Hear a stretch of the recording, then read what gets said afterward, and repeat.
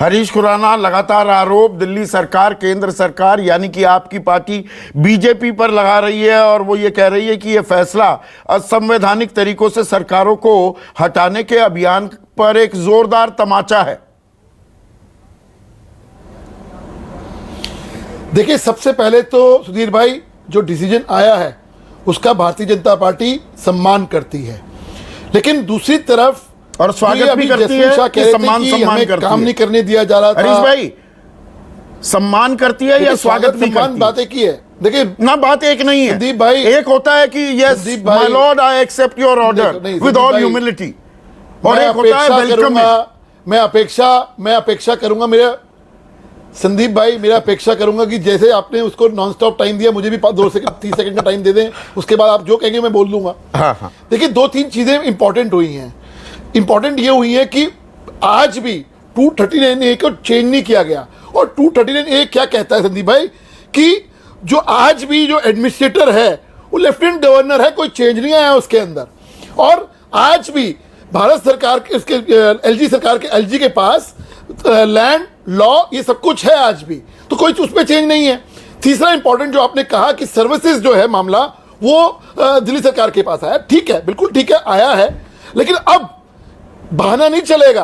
पहले बहाना चलता था कि हमें काम नहीं करने दिया जा रहा, अभी जसमिन शाह भी कह रहा था कि हमें काम नहीं करने दिया जाता, तो फिर दूसरी तरफ एक तरफ कहते कि हम शिक्षा क्रांति भी ले आए, हम हेल्थ क्रांति भी ले आए, तो या तो वो गलत है या अब गलत है। तीसरी इंपॉर्टेंट बात, पहले की सरकारें भी, जो आपने अपनी ओपनिंग कमेंट में कहा संदीप भाई कि पहले खुराना जी की सरकार थी जिसमें सेंटर में कांग्रेस की सरकार थी, हमने वो भी देखा। उसका शीला जी की सरकार आई, 6 साल अटल बिहारी वाजपेयी की रही। ऐसा कन्फ्रंट्रेशन, एलजी साहब को गाली गलौज करना, यहां तक कि चीफ सेक्रेटरी अंशु प्रकाश जी के साथ क्या क्या हुआ हमें ही मालूम है। तनुश्री जी हैं जो ऑफिसर थी, आईएएस ऑफिसर, उनको कमरे में बंद कर दिया जाता, हमने ये भी देखा। हमें सिर्फ एक ही डर है कि न खाता ना बही, जो केजरीवाल कहे वही सही, जो इनकी पॉलिसी है उसके मुताबिक अगर अफसरों ने काम नहीं किया तो जो हाल अंशु प्रकाश जी का और तनुश्री जी का हुआ था वो बाकी अफसरों का ना हो, पहली बात। दूसरी बात, जो भ्रष्टाचार के बहुत सारे आयाम अरविंद केजरीवाल ने सेट कर दिए हैं, चाहे वो स्कूल का घोटाला हो, चाहे वो शराब का घोटाला हो, चाहे स्कूल कंस्ट्रक्शन का घोटाला हो, और अब शीश महल का घोटाला हो, इन घोटालों को रोकने का काम अगर अफसर कर रहे थे तो उन अफसरों को रोकने, अब जो अगर वो रोकेंगे तो उनका ट्रांसफर हो जाएगा, तो ये चलने नहीं दिया जाएगा। ये आज भी है, क्योंकि अल्टीमेटली गवर्नर जो है, लेफ्टिनेंट गवर्नर जो है, वो एडमिनिस्ट्रेटर हैं और सुप्रीम अथॉरिटी हैं। तो मतलब आप अभी भी ये कह रहे हैं, ये आशंका मतलब बनी रहेगी, अभी तकरार जारी रहेगी, कदम ताल का अभी देखिए स्कोप नहीं दिखाई देता है। संदीप भाई, तकरार हमने कभी भारतीय जनता पार्टी की एनडीए की सरकार ने नहीं किया, कभी मोदी सरकार ने नहीं किया, कभी भी इनको काम करने से नहीं रोका। अगर काम नहीं करने से रोका तो जो ये खुद कह रहे हैं कि हम शिक्षा क्रांति ले आए, हम ये क्रांति ले आए, वो तो जैस्मिन हमने बीच में नहीं बोला ना। नहीं, आपकी बारी है, कोई नहीं बोलेगा बीच में। तो अभी खुद तो कह रहे हैं हमने बहुत सारे काम किए हैं, हमने अभी खुद तो कह रहे हैं हमने बहुत सारे काम किए, तो अगर काम करे हैं तो फिर रोक टोक नहीं हुई, इसका मतलब तो यही है। दूसरी बात, अगर रोक टोक हुई तो आपके असंवैधानिक कामों में रोक टोक हुई, और उसका नतीजा हमने सबने देखा कि किस प्रकार से आप बातें दोहराने लगे। तो हाईएस्ट ऑफिसर, ये जो फैसला आया है, अब दरअसल उपराज्यपाल से ज्यादा ताकतवर अरविंद केजरीवाल हो गए। Power corrupts absolute, power corrupts absolutely. बेलगाम तो नहीं हो जाएंगे, वो इसी ओर इशारा कर रहे हैं कि अब अफसरों को डराएंगे, धमकाएंगे। वो कह रहे हैं नाकाबिल भ्रष्टाचारी अफसरों को हटाएंगे या हड़काएंगे, हटाएंगे कि अब हड़काएंगे। संदीप जी, डेमोक्रेसी में कौन काम कर रहा है कौन नहीं कर रहा है, ये हरीश खुराना जी का काम नहीं है, दिल्ली की जनता का काम है। अगर वो मानते हैं कि नहीं, अरविंद जी हमारे लिए, दिल्ली की जनता के लिए लड़ झगड़ कर एक 5 लाख से ज्यादा सीसीटीवी कैमरा लगवा रहे हैं, 1000 के करीब मोहल्ला क्लिनिक लगवा रहे हैं, तो उसके लिए लड़ना चाहिए। और ये जो था कि एडमिनिस्ट्रेटर या एलजी सबसे ज्यादा बिग बॉस बने हुए थे, संविधान में इसका कोई जिक्र नहीं है।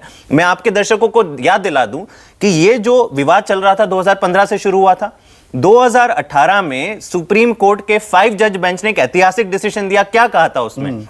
यही कहा था कि ये जो 3 सब्जेक्ट्स जो आपने अपने शो की शुरुआत में कहे, इसको छोड़ दें तो बाकी सारे सब्जेक्ट मुख्यमंत्री के अंदर आते हैं। 3 कहे थे। लेकिन भाजपा ने क्या बोला, नहीं 3 नहीं, हम तो 4 पढ़ेंगे, इसको सर्विसेज भी मान लेंगे और 5वां एमसीडी भी मान लेंगे। तो इनको जो गणित नहीं आती, अपने फायदे अनुसार वो कॉन्स्टिट्यूशन को जो गलत तरीके से पढ़ रहे थे, तो आज वापस उनको जवाब मिला है। दिल्ली की जनता जिसे भी चुने, आज अरविंद केजरीवाल को चुना है, कल किसी और को चुने, लेकिन हम हमेशा कहेंगे कि लोकतंत्र मजबूत होना चाहिए। लोगों ने जिसको, अगर लोगों को बीजेपी चाहिए था और मोदी जी चाहिए थे दिल्ली के अंदर, तो उनको चूज करते। 6 सीट 8 सीट दे दी। लोकतंत्र में ये जो हमने ढांचा बनाया है, सुपर स्ट्रक्चर, उसमें ब्यूरोक्रेसी को लेकर, नौकरशाही को लेकर कहा जाता है the steel frame of the country. तो यहां अब बदले द्वेष की कार्रवाई तो नहीं हो जाएगी जी, हम हटाएंगे अफसरों को।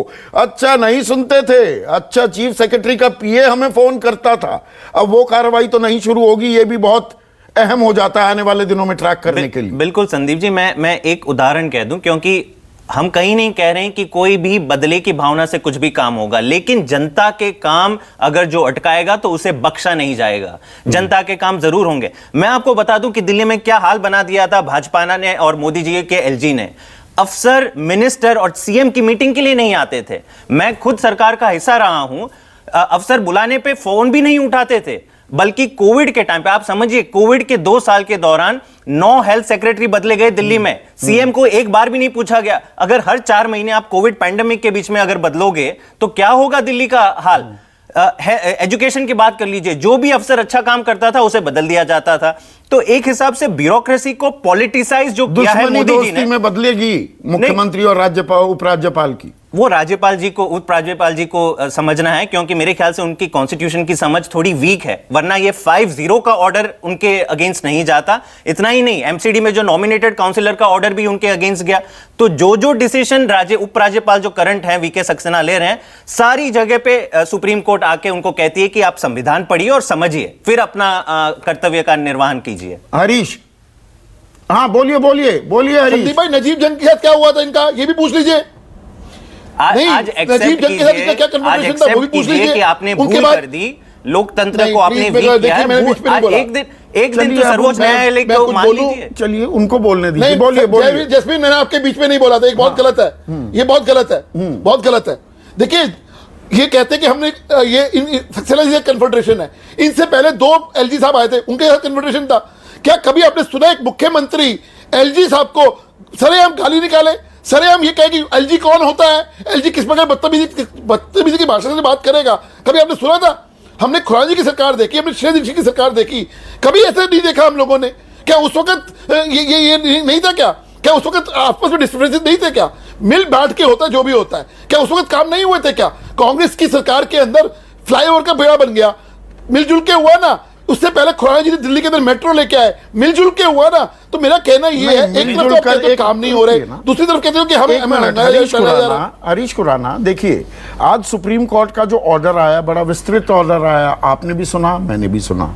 उसमें संघीय ढांचे की दुहाई भी दी गई है कि भाई जनता ने जिसे चुना उसको कम से कम कानून बनाने का और राज्य को चलाने का अख्तियार होना चाहिए। आप इसके पक्ष में हैं कि नहीं है?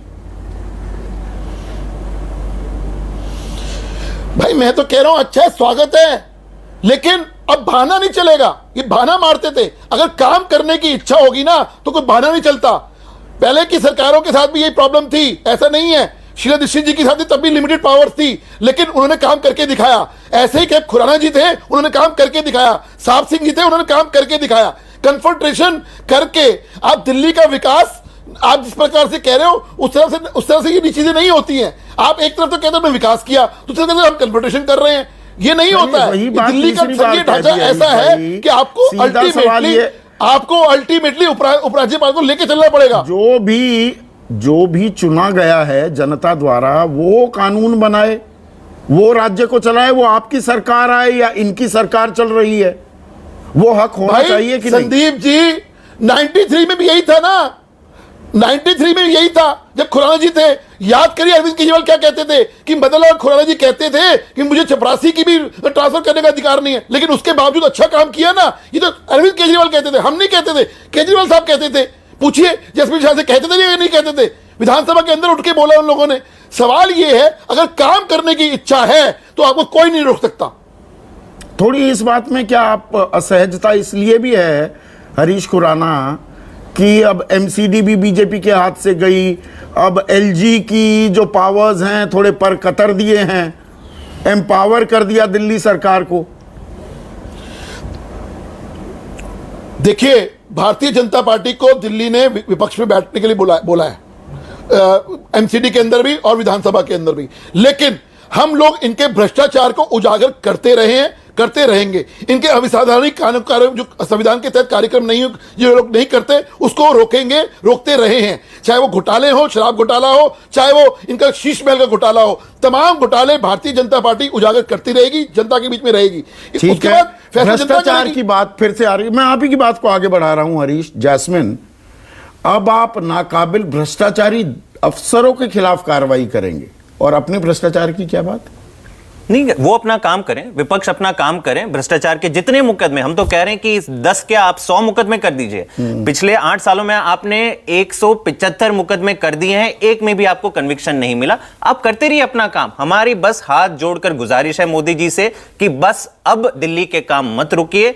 दिल्ली का जो जनादेश है वो मुख्यमंत्री केजरीवाल जी के पास है, उनको अपना काम करने दीजिए। और अगर हम किसी अफसर के अगेंस्ट एक्शन लेते हैं संदीप जी, तो मतलब तथ्यों के आधार पे लेंगे, तथ्यों के आधार पे लेंगे। हो जाएगी कल से वो कार्रवाई? नहीं, जो भी होगी देखिए प्रोसेस के थ्रू होगी और सबूतों के आधार पे होगी। इनके जैसे नहीं कि एक्साइज घोटाला 1 साल से कह रहे हैं। पिछले हफ्ते जज का एक ऑर्डर आया, कहा कि 1 रुपये का सबूत अब तक नहीं मिला। 100 करोड़ की बात करते हैं, कभी 3000 करोड़ की बात करते हैं। जज ने साफ लिखा है अपने ऑर्डर पे कि 1 नए रुपये का सबूत हम तक नहीं मिला। तो ये आरोप प्रत्यारोप की आप केवल राजनीति करते रहिए। हमारा हाथ जोड़ के विनती है कि आपकी बारी आएगी, बोलिएगा। काम करने दीजिए, जनता को काम से मतलब है। मोदी जी जो दखल अंदाजी करते हैं एलजी के थ्रू, गवर्नर के थ्रू, कभी अफसरों को बोल दिया, उनकी कमान अपने हाथ में ले ली, ये सारी नौटंकियां मत कीजिए। जनतंत्र में, लोकतंत्र में जनादेश का आप मान रखिए। हरीश बोलिए, आप कुछ कह रहे थे, बाकी 3 मेहमान खामोश हैं। देखिए, ये जो बात करते हैं, नौटंकी कौन करता है? पूरी दुनिया देखती है। और बार बार ये कह रहे हैं कि कंटेम्प्ट ऑफ कोर्ट हो जाएगा इनके ऊपर, क्योंकि कल कोर्ट ने साफ बोला है कि ये जो कह रहे हैं कि जो उनको बेल मिली है वो एक्यूटल नहीं है। कोर्ट ने बोला कंटेम्प्ट ऑफ कोर्ट होगा, पहली बात। दूसरी बात, आप एक ही बात करते हो, मनीष सिसोदिया क्यों नहीं बेल मिल रही, इस बात का जवाब इनके पास नहीं है। सत्येंद्र जैन को बेल क्यों नहीं मिल रही, इसका जवाब नहीं है। विजय नायर को बेल क्यों नहीं मिल रही, इसका जवाब नहीं देंगे। तो पिक एंड चूज मत करिएगा, पहली बात भ्रष्टाचार के ऊपर। दूसरी बात, आपने काम करना है ना, तो आपको कोई नहीं रोक सकता। आपके पास बहाना नहीं है कि काम नहीं किया जा रहा। ठीक है, बहाने की बात चौथी बार हो गई। अब अलका लांबा